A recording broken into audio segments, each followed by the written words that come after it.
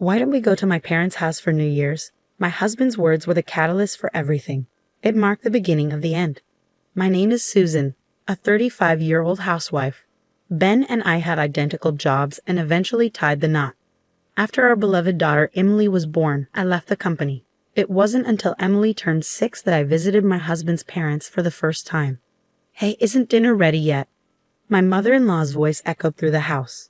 "Mother, yes, almost," I responded, immersed in my chores. She let out a long sigh.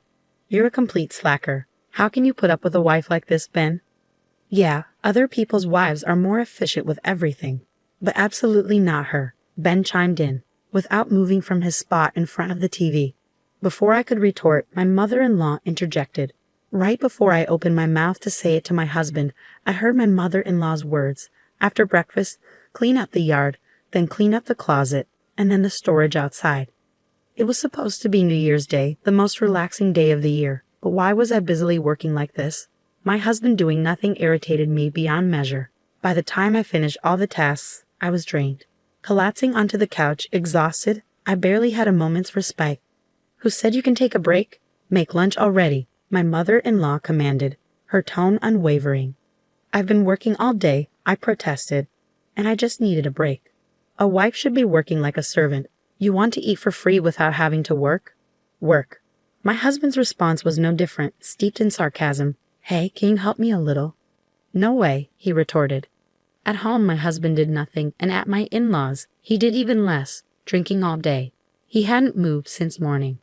"Hey, I'm going grocery shopping," I announced, seeking some assistance. "Then go," he replied dismissively. Desperate, I asked him to carry a few things, but his response was swift and cold. "Nah, I don't want to." With no other choice, I embarked on the journey to the distant supermarket on foot. 30 minutes each way, with no license to drive, I trudged through the countryside. "Do you want me to throw mochi in your face?" I muttered under my breath, frustration boiling over. I wanted to say, I'm sure it would be difficult to remove. I muttered to myself, envisioning confronting him while my husband nonchalantly displayed his beer can. "I just had a drink. What's with the robot talk?" "I'm drunk," he slurred, dismissing my concerns. "So what?" "So I can't go," I retorted. "Hey, you just don't want to go. I see, you useless jerk." My mother-in-law's angry voice erupted from behind me. "Is the meal ready yet?" she added, her tone impatient. Oh God, I'm so going to get tons of mochi, I sighed to myself as I finally returned from the arduous 60-minute walk, laden with bags in both hands. Arriving at my in-laws' house, I felt dizzy and collapsed onto the front step. But then I heard it again. "Hurry up. You're slow with everything, just like your mother." My mother-in-law's voice pierced the air. My daughter's apology mingled with the reprimand.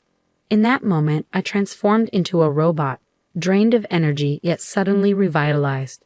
Ignoring my exhaustion, I sprang to my feet and stormed towards the source of the voice. Stepping over my husband, who remained motionless on the floor, I heard him groan, but it didn't faze me. Upon entering the kitchen, I confronted my mother-in-law and daughter, demanding answers. My daughter held the rice cooker's inner pot, looking uncomfortable. "What are you doing, Emily?" I inquired. "Well, Grandma told me to get ready because she was hungry.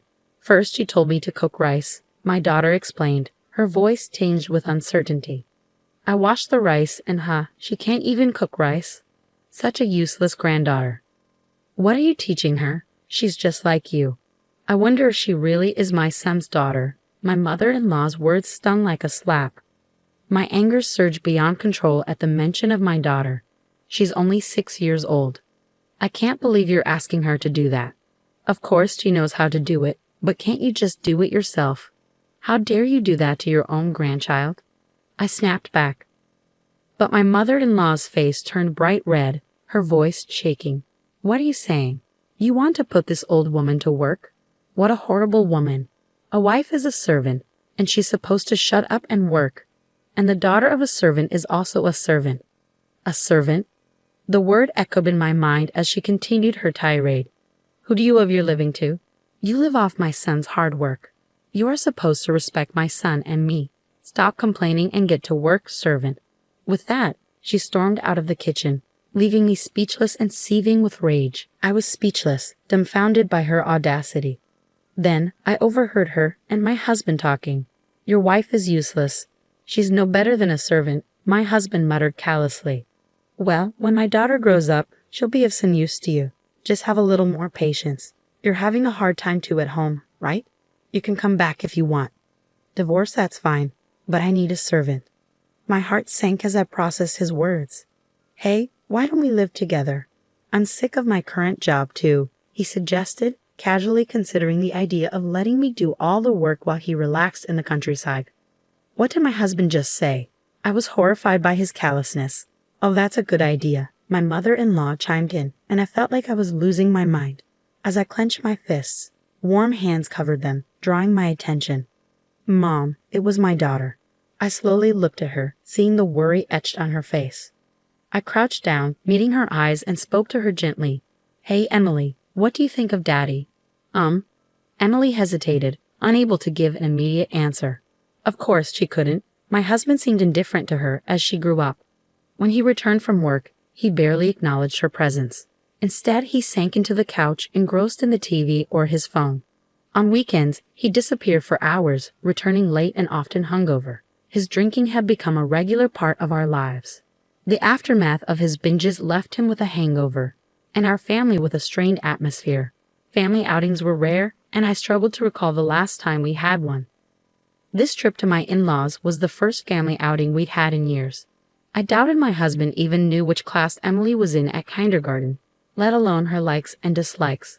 He seemed disinterested in her future aspirations, oblivious to the fact that she would start elementary school next year. It was no surprise that Emily couldn't express love for her father. I tried again. "Well then, do you like your grandmother?" "No," Emily responded immediately this time. I chuckled softly, realizing her candidness. "Well, yeah, as she yells at you like that," I mused inwardly, surprised by her insight. "It's New Year's Day, and you haven't had a chance to relax at all." Emily continued, surprising me with her observation. "She's always telling you to do this and that. Grandma is so cruel." I was taken aback by her perceptiveness. Children truly saw everything. They could discern when I was constantly being bossed around. Smiling, I realized that perhaps my daughter understood more than I gave her credit for. I asked her the important question, "Emily, do you want to live with your grandmother?" She shook her head. "Do you want your father?" I inquired next. "No," came her immediate and decisive response. It was a wonderful answer, and it solidified my decision. The next day, I took my daughter out in the morning. When we returned to my in-laws' house, darkness had fallen. As I entered, I was met with the annoyed gazes of my mother-in-law and husband. "You're finally home. What have you been up to?" my husband questioned. "Yeah, some stuff," I replied, avoiding his inquiry. Seeing me, my mother-in-law wasted no time in assuming her role as the commander-in-chief. "Young wives these days, I'm hungry. Servant, where's my food and tea?" she barked. Silently, I served them both tea, but when my husband reached for his cup, I swiftly pulled it away. "What? What the hell?" he exclaimed, shocked. Without hesitation, I poured the tea over his head. "Whoa, what are you doing?" "Don't worry, it's already cooled down," I retorted sharply as he recoiled. His attempts to grab the cup were futile as I avoided his reach and placed it back down. "What the hell are you doing? You are a servant." My mother-in-law's fury was evident in her expression. "Shut up. I'm not your servant," I snapped back, my anger boiling over. My mother-in-law tried to stand up to confront me, but I cut her off. "A son's wife is not a servant, in case you didn't know." "I am not a servant," I declared firmly. My mother-in-law was left speechless, unable to retort. The shock on her face spoke volumes as she struggled to find her voice. I fixed my gaze on her, closing the gap between us. "Ah!" my mother-in-law screamed, but I paid no mind. Our faces were now mere centimeters apart. "Listen to me. There's no system in the world that allows you to exploit a wife as you please. I'll protect my family, but I won't be your servant." "But I'm your husband's mother." "I'm family, so protect me and obey me," she retorted defiantly. "Are you crazy? If I were a real servant, I wouldn't be your family," I countered calmly. "How can you claim to be family when all you do is command?" My mother-in-law's face, once pale blue, flushed bright red with anger. How dare you talk to me like that? You were talking to me in the same tone. Why can't I respond in kind? I challenged. I am your mother, she insisted. Huh, stop saying stupid things. I snapped, my patience wearing thin. I had held back for so long, but I couldn't anymore. The constant demands from my mother-in-law and husband had pushed me to my limit. Do you think your grandchild is a servant? You treat her like one. I continued, my voice rising in frustration. Stop messing around with me. Moving even closer to her, I saw her face turn blue again, like a traffic light signaling her weakness. What a weak woman you are, I scoffed, turning away from her. My mother-in-law, still with a blue face, trembled slightly, shaken by the confrontation. I shifted my attention to the other person in the room. Now you, I demanded, my tone sharp. Yes, he responded, but his answer only fueled my frustration. So shameful how he answers like this, I muttered, glaring at him. What have you been doing while our daughter was being treated like a servant? I pressed, my anger simmering. I was on my phone, he admitted, his voice lacking any conviction. Anne was drinking beer, I added bitterly. Drinking beer while your daughter and wife were treated like servants. What a great life you have. I'm sorry, he muttered weakly, but his apology only fueled my rage. You think you just have to apologize? I yelled at him, a devilish look in my eyes. He recoiled and scurried behind his mother for cover. What are you doing? My mother-in-law interjected, but my headache was pounding too loudly to care. Forget it. Just fill this out. I snapped, thrusting a paper toward him. What is this? He asked, cautiously emerging from behind his mother. Divorce papers, I replied matter-of-factly. We're divorcing, so I'll never come here again. What? Both my mother-in-law and husband exclaimed, their shock evident. His mouth dropped open, I noted dryly, shaking the paper in front of them. My part is already filled out. I'll submit it to the government office after the New Year's break, so get to it. That paper is a fake. How can you get it when the government office is closed? My husband protested desperately. Well, I'm sorry, but you can get divorce papers even on holidays, and you can even download them online. If I want, I can bring it to the office today, and they will accept it. I countered, pushing the papers toward him. He shook his head, half crying. No, I don't want this. I don't want a divorce. You don't want me to leave you, huh? No, you'd be glad to have me around to do everything for you, yes? I retorted bitterly. You don't want a divorce because you're comfortable with me as your servant. No, that's not what I meant, he stammered, but his feeble protests fell on deaf ears. No, I declared firmly, refusing to entertain any further discussion. Is this déjà vu? I recalled the way my husband screamed moments earlier, echoing my own outburst. Shrugging it off, I accepted that if he wasn't willing to write it down, I'd have to seek help from an expert. I'm getting a divorce, even if you don't sign it. I've already spoken to my parents, I declared, firm in my decision. Emily, I called out. Yes, Mom. Emily emerged, ready with her bag packed, as if anticipating my call. Are you ready? I asked, holding up my own bag. Yes, I've packed all my things, she confirmed, her bag in hand. Hey, are you going somewhere? My husband's incredulous voice broke through the tension. I glanced back at him.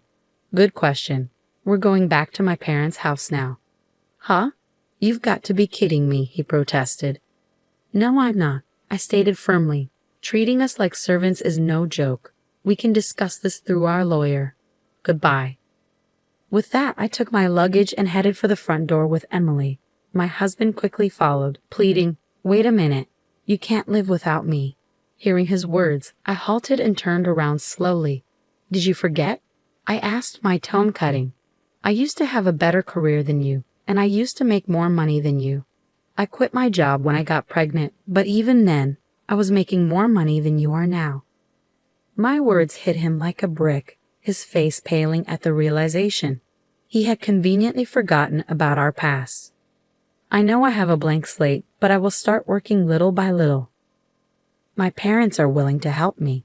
We're going to stay at their house for a while, and I'll go back to work, little by little.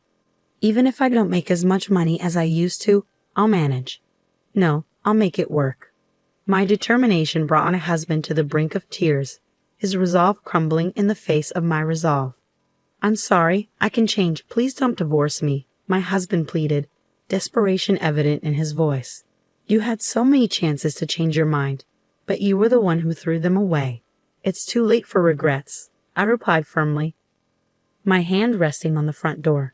Then my mother-in-law, who had remained silent until then, called out to me. Annoyed, I turned around to see her with a troubled expression. "What is it?" I snapped. "My meals," she began, her voice trailing off. "I don't care," I yelled, and without another word, my daughter and I left my in-laws' house and headed to my parents'. Upon arriving, my parents welcomed us with warm smiles. "Rough start to the new year," my mother remarked, urging us to warm up by the heater. My daughter visibly relaxed, immediately peeling tangerines. Sitting by the heater and eating tangerines for the new year was a simple yet comforting start to what had been a hectic day. As I watched my daughter enjoy the moment, I made a promise to myself to visit the shrine tomorrow and make a wish for a more peaceful year ahead. In the days that followed, my ex-husband continued to plead against the divorce. Despite the difficult discussions, we eventually reached an agreement, especially considering our daughter's refusal to stay with her father. Child support was settled in one lump sum, as I couldn't trust him to make regular payments. As a result, our original apartment was sold, and my ex-husband returned to his parents' home. Meanwhile, my ex-mother-in-law's behavior worsened, fueled by the gossip circulating in a close-knit community. Ignoring my ex-husband's pleas for help, I calmly informed him of the child support payment and ended the call. Blocking his number, I found myself overcome with laughter. For a while after that, I couldn't stop laughing.